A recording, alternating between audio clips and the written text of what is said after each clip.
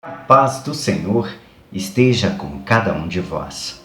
Hoje a nossa primeira leitura, ela vem nos mostrar que Paulo a todo momento conduzia o povo que ele se apresentava diante dele ao conhecimento da palavra de Deus. Paulo sempre queria mostrar às pessoas quem era Jesus Cristo, o Filho de Deus, o Messias, aquele que traria a cada um de nós uma comunhão com Deus através do Espírito Santo. Porém, acredita-se que geralmente é mais fácil levar a palavra de Deus para aquelas pessoas que têm o coração voltado às obras de Deus do que para aqueles que são pagãos, pecadores e que não estão direcionados àquilo que Deus os convida a viver. E muitas vezes nós acabamos enganados com isso, porque aquelas pessoas que têm o conhecimento da palavra de Deus e que estão envolvidos com a palavra de Deus, muitas vezes se fecham ao conhecimento porque acham que sabem demais, acreditam que estão à frente dos irmãos e que sabem muito mais e que são como os doutores das leis na época de Jesus Cristo.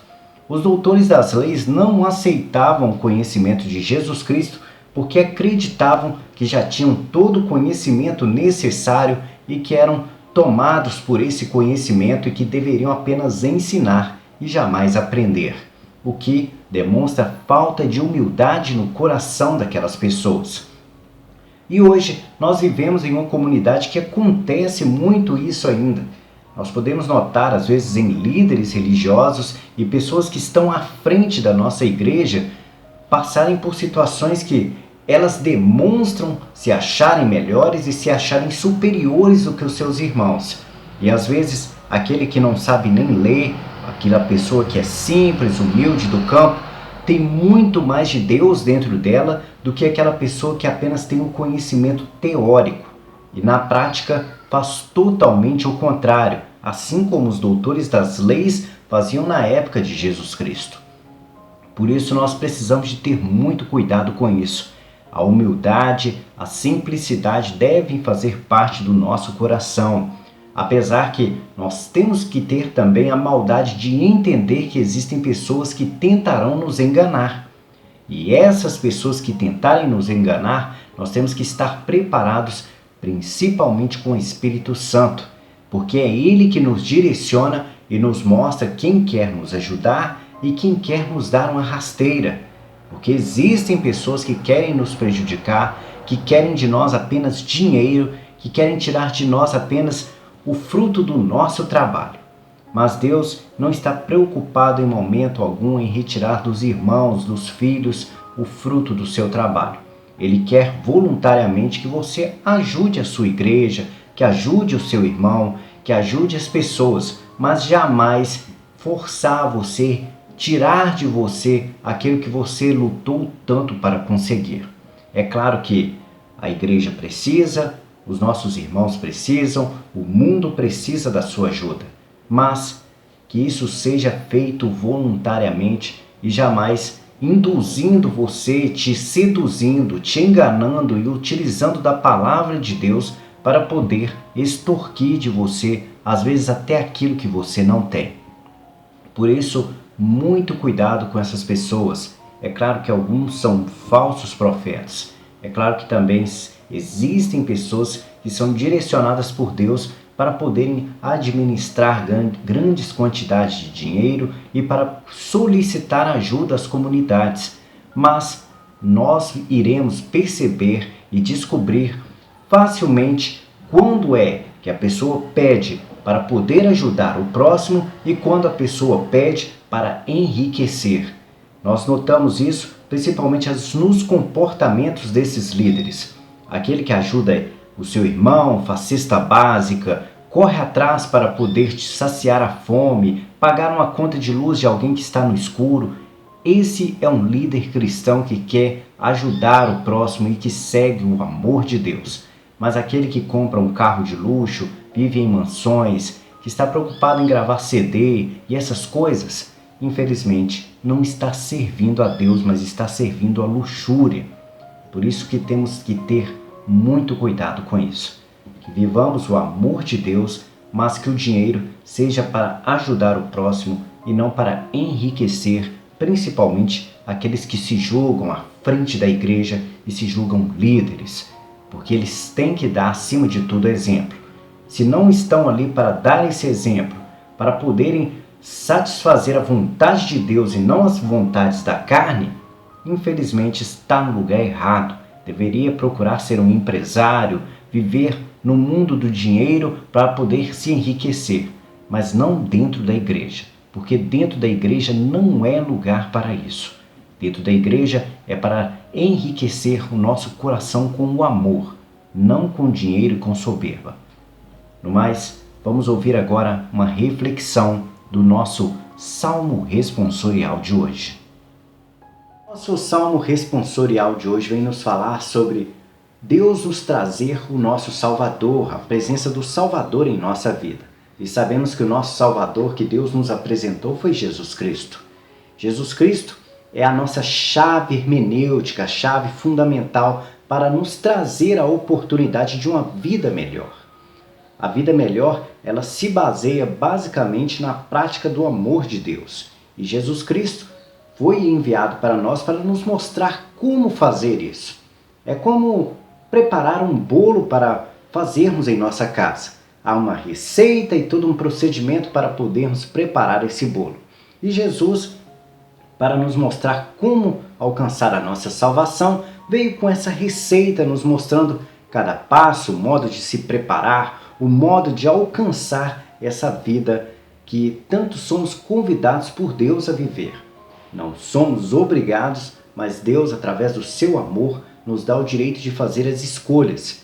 E se escolhermos aceitar, a viver aquilo que Deus gostaria que vivêssemos, iremos colher muitos bons frutos disso. A nossa salvação está exatamente acondicionada em ouvir aquilo que Cristo nos ensinou, em aceitar essa palavra e permitir, através das nossas ações, que Deus manifeste o seu Espírito Santo em cada um de nós. É claro que o amor de Deus está à frente de tudo. Nós precisamos de entender isso. Se você quer aceitar a Deus, quer seguir os caminhos de Deus, quer trilhar aquilo que Deus o convida a viver, deve aceitar a viver o amor de Deus. E às vezes isso não vai ser fácil para você, porque você terá que enfrentar a sua carne, enfrentar os pecados que você tem dentro de si. E é claro que quando nós temos os nossos desejos da nossa carne, é muito difícil lutar contra eles. Exemplos há vários por aí. Um exemplo que posso citar que é comum é aquelas pessoas que têm problemas com gula. O corpo, a carne, vive o tempo todo pedindo para comer. E nós dificilmente conseguimos lutar contra isso. E nós comemos cada vez mais e cada vez mais, e isso acaba nos fazendo mal, nos trazendo doenças e causando muitos problemas à nossa saúde. E é claro que com Deus é a mesma coisa. Se você assumir para a sua vida uma vida espiritual rica de fortalecimento através do amor de Deus, e quanto mais você consumir isso, mais irá fazer bem para o seu espírito. E da mesma forma, a carne, quanto mais você consumir o pecado, mais bem irá fazer para a carne. Porém, inversamente, um trará benefícios e o outro trará malefícios à sua vida. Fortalecer o espírito irá trazer a você benefícios de forma a alcançar a sua salvação. Fortalecer a carne através do pecado irá trazer para você a perdição e assim não alcançará a sua salvação. Vamos ouvir agora uma reflexão do nosso Evangelho de hoje. O nosso Evangelho de hoje vem nos falar sobre a morte e a ressurreição de Jesus Cristo através do Espírito Santo. É claro que nós conhecemos já toda a história e toda a trajetória de Jesus Cristo para chegar ao Calvário e morrer na cruz. E o objetivo dele nós também conhecemos muito bem, que era ensinar a cada um de nós como praticar o amor que Deus nos convida a viver e assim alcançar uma comunhão com Deus e receber o Espírito Santo. Porém, as pessoas ainda não sabiam que esse Espírito Santo seria enviado após a morte de Jesus Cristo aos homens. Por isso, Jesus Cristo teria que morrer para que voltasse ao Pai e assim poder enviar o seu Espírito Salvador, o Espírito Consolador a todos os homens. E é sobre isso que Jesus nos fala exatamente no nosso Evangelho de hoje, sobre a sua morte, a sua ressurreição, a sua ida ao Pai e de lá o envio do Espírito Consolador a cada um de nós. E foi exatamente o que aconteceu e é o que nós usufruímos nos dias de hoje. Se isso não tivesse acontecido, nós não teríamos o Espírito Santo em nossas vidas. Entendendo isso, nós precisamos de compreender que receber o Espírito Santo em nossas vidas é o mesmo que receber Jesus Cristo. Quando você recebe o Espírito Santo, é como se a presença de Jesus Cristo estivesse dentro de você. E assim, as ações e as manifestações que acontecem são obras de Jesus Cristo, mas sob o poder de Deus Pai. Jesus Cristo é enviado por Deus como homem e o Espírito Santo é enviado por Deus sobre a ação do Espírito, sobre a força que nos move e nos dá condições de fazer milagres, curas e várias coisas que nós conhecemos muito bem através da palavra de Deus. Porém, a Trindade é única. A Trindade Pai, Filho e Espírito Santo é única. Jesus Cristo veio do Pai e o Pai enviou o Espírito Santo. Eles são unificados, eles precisam e dependem um do outro para poder manifestar no plano terrestre, através dos homens, todas as ações necessárias. Porém, temos que compreender que o centro de tudo é Deus Pai. É Ele que direciona todas as coisas. E nós temos as graças e a felicidade de receber de Deus, nos nossos tempos de hoje, o Espírito Santo Consolador. O tempo de Jesus Cristo já passou, porém, Ele nos deixou um legado que é o conhecimento de como alcançar o Espírito Santo.